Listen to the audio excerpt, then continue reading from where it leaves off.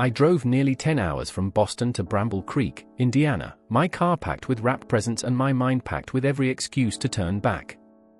The house looked smaller than I remembered, its shutters faded, the garden my mom once doted on now reduced to weeds and dry soil. Still, I climbed the porch with a practiced smile. When the door opened, my father stood there, filling the doorway like a statue carved from silence. Frank Whitmore, tall, tanned by years of sun, and wrapped in the same rigid pride that had ruled our home. His arms folded before I even said a word.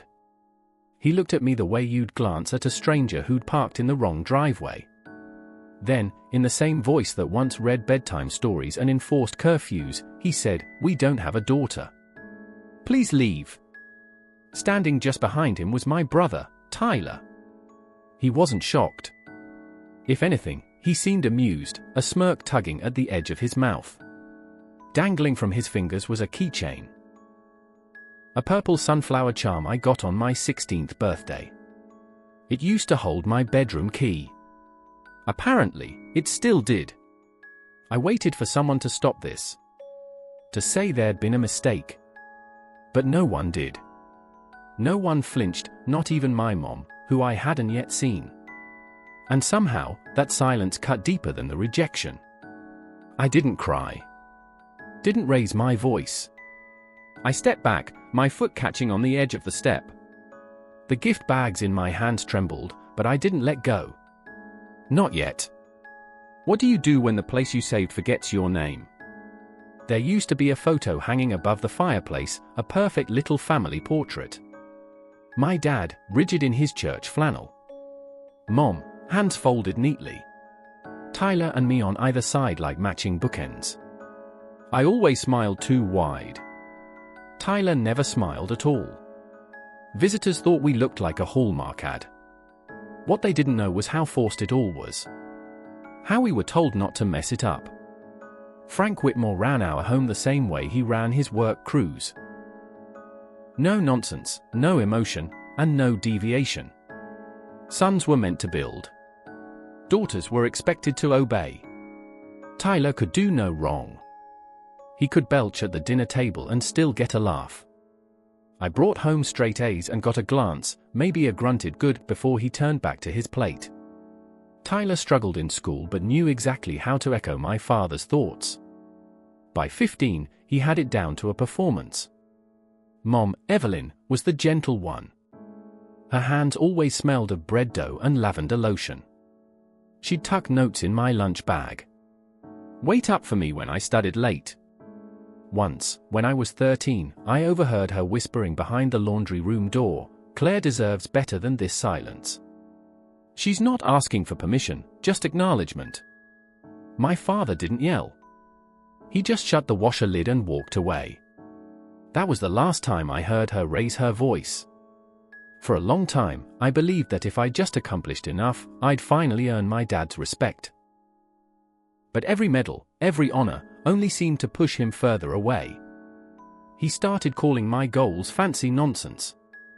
Told me no man wanted a wife who talks numbers. So I stopped telling him. Hid things that mattered. When I got into Boston University on a full scholarship, I forged his signature. He never knew, or if he did, he never said. As I left, all he said was, "Don't come crawling back when it falls apart." At 17, I was already used to being invisible in my own home. Boston didn't exactly welcome me with open arms, but at least it didn't question why I was there. I worked. Waitressed. Studied. Slept with textbooks in my arms. Holidays were quiet. Loneliness became routine. My mother would sometimes whisper into the phone. Tyler never answered. My dad never called. By 23, I'd graduated with honors. At 25, I was managing portfolios larger than anything my father's business ever touched. At 26, I moved into a modest one-bedroom with a view of the Charles River and a fridge filled with groceries no one else picked. There was power in that. Quiet, but real. Then, late one fall afternoon, my mother called. Her voice cracked before she said hello. "The bank's taking the house, Claire." I stood frozen at my desk, listening as she explained, missed payments, a lost contract, my dad refusing to face it. 2 months from foreclosure. He won't listen, she whispered. I don't know what to do. She wasn't asking for money. She never did. But she was asking for me. I stayed up that night calculating savings, bonuses, stocks. The next morning, I called a lawyer. I created an LLC called Blue Fern Holdings and, through it, bought the house. Quietly. Anonymously. I paid the mortgage. Worked with the bank to issue a fake letter about a refinancing deal. He can't know it came from you, my mom insisted. His pride wouldn't survive it. I didn't do it for his pride. I did it for her peace. A few days later, she called. He's relieved, she said. He thinks the bank recognized his character. I said nothing. Didn't laugh. It became a silent line item in my monthly budget. Tyler moved back in soon after. Another failed business. Took over the basement and called it his home office. Mom always changed the subject when I asked if she was okay. I kept sending cards and gifts. Got no response. But I sent them anyway, clinging to the belief that maybe one day she'd find them and remember who kept the lights on. 2 years passed. Then, right before Thanksgiving, a text came. Just 11 words. Claire, please come home this year. I miss you. We need to be a family again. No punctuation. No follow-up. Just that. I showed the message to my friend Jessica. Do you think she means it? I asked. She's trying, she said softly. Trying doesn't always look the way we want. So I packed 3 gifts, a wallet for Dad, tools for Mom, a watch for Tyler. Nothing showy. No labels. Just small tokens. I didn't want to make a statement. I just wanted to return. The drive was long and familiar. Cities faded into cornfields and rusted signs.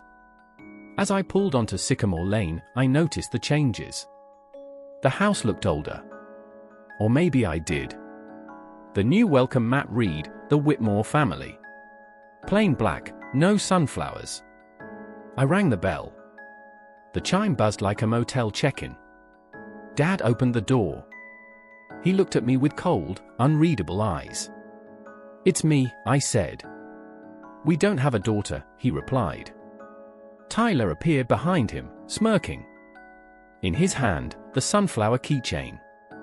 Sorry you came, he said. We've moved on. Where's Mom? I asked. Not your concern, Dad replied. I peeked past them. Family photos were gone, every trace of me erased. My room had been turned into a gym. The walls no longer blue, but green. A gaming chair, a bench press. Not a single memory left untouched.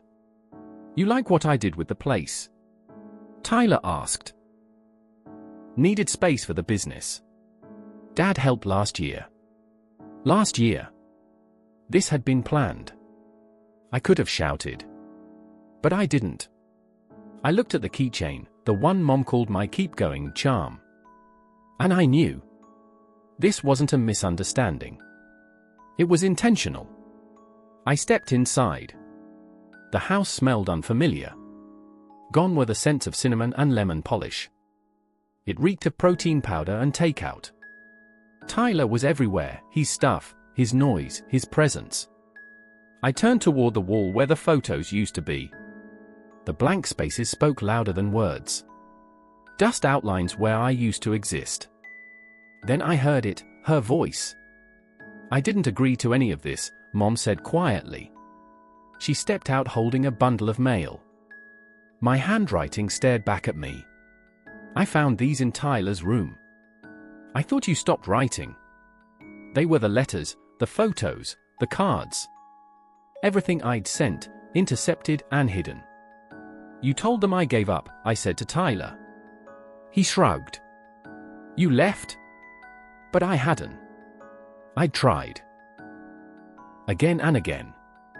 You almost lost this house, I said to my father. Mom called me.